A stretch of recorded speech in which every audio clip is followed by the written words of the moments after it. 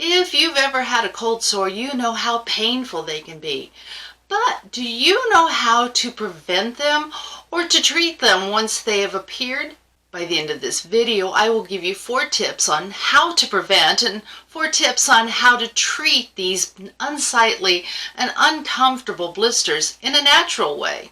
And if you stick to the end of this video, I will tell you about one of the strangest and kind of gross treatments for any problem I've ever heard of.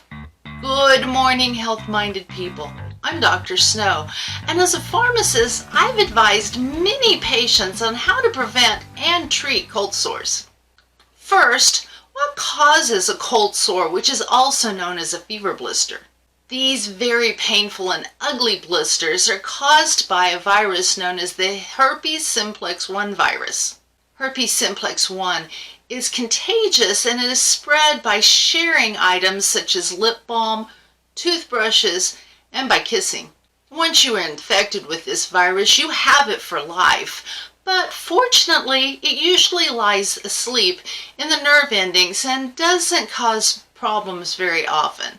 But every once in a while it rears its ugly head and causes blisters in and around the mouth that usually last for 10 to 14 days. So what wakes the sleeping bear and how can we keep him asleep? Stress in various forms can stir up the virus and cause an outbreak. Illness, lack of sleep, menstruation, emotional stress, chapped or sunburned lips are all common causes of flare-ups. And to avoid flare-ups, all you have to do is avoid all kinds of stress, right? Since that's not possible, here are a few suggestions on how to keep fever blisters at bay. First, eat good food, get plenty of sleep, drink lots of water, and exercise regularly, even if you don't normally get fever blisters. Now that we've got that out of the way. Second, prevent chapped and sunburned lips by using a good quality lip balm that has an SPF of at least 15. Third, avoid sharing anything that touches your mouth with a person that has an active fever blister. Avoid such things as cups, eating utensils, lip balm, and toothbrushes. Also, avoid kissing that person until the fever blister completely heals. Fourth, many people swear by using L-lysine as a preventative, but the scientific studies are conflicting. The recommended dose of L-lysine is 1 gram daily to prevent fever blisters, but the evidence shows that up to 3 grams daily may help, but this has not been proven.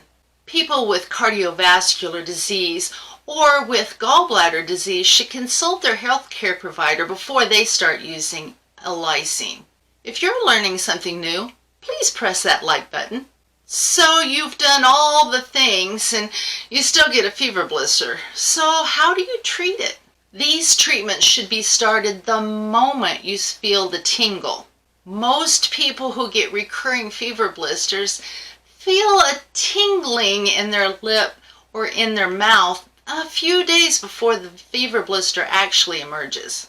This is the time to start the treatment.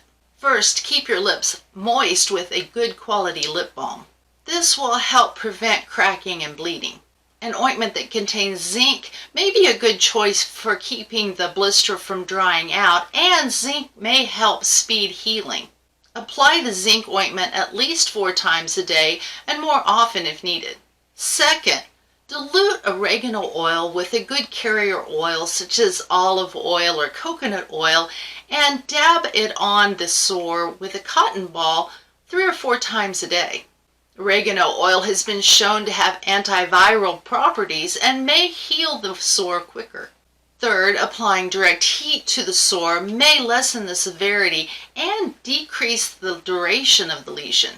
One study showed that direct heat worked better than the prescription medication acyclovir ointment, which costs over $200 for a teeny tiny tube. I instruct my patients to fill a mug with hot water or coffee or tea so you can drink it later, and then hold the mug against the area that tingles or against the sore after it's emerged, and hold it there as long as possible. This hurts. But this is a really cool mug, is it not? My son gave me this mug.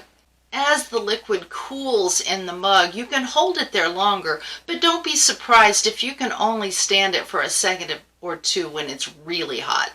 If you can hold the cup there as long as possible, remove it and reapply, and do this for about 10 minutes twice a day, you may be able to prevent the lesion from erupting.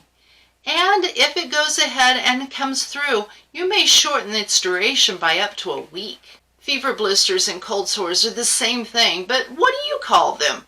Leave your answer in the comments below. If you found this information helpful, please hit that like button and consider subscribing to my channel.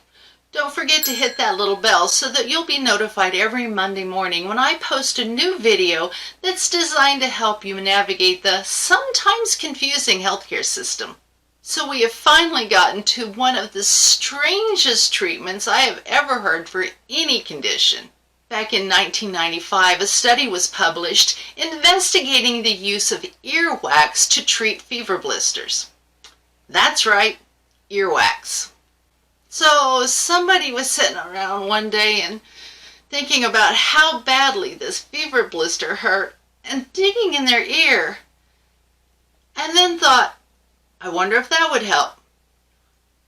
Ah, that's much better.